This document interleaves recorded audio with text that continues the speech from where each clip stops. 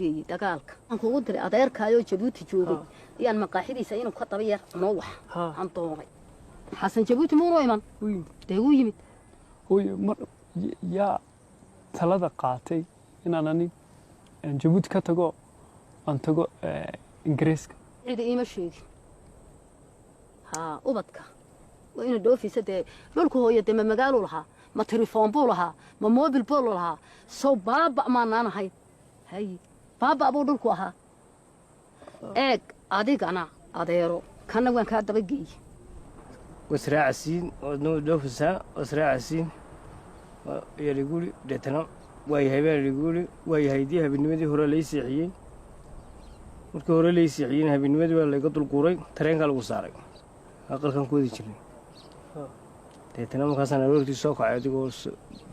aan joogino u dhaafay leeyahay suurtii xalayna waan raacayaan maxaa leeyahay raacin waayo sidii baad ku baxday habeenimo lagu dhoofay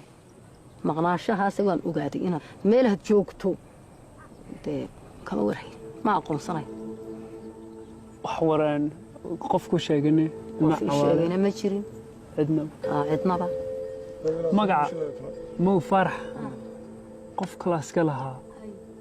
ma ka war maqashay ma garanaysaa ma qofka kale lahaa maxaan anu ma kula joogay mise waxbaan garanayaa anu kayga baan kuugu yeedhay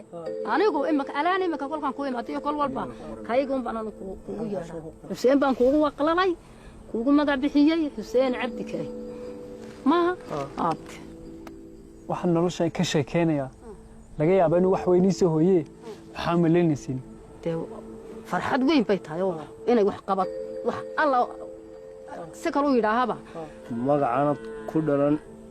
adoon Ingiriisna arag adoon wadankii joogin waayo horta waxaad ka sheegtaa qofku waxa fiican taariikhdiisa runta inuu sheego beentu waxa beentu xaraag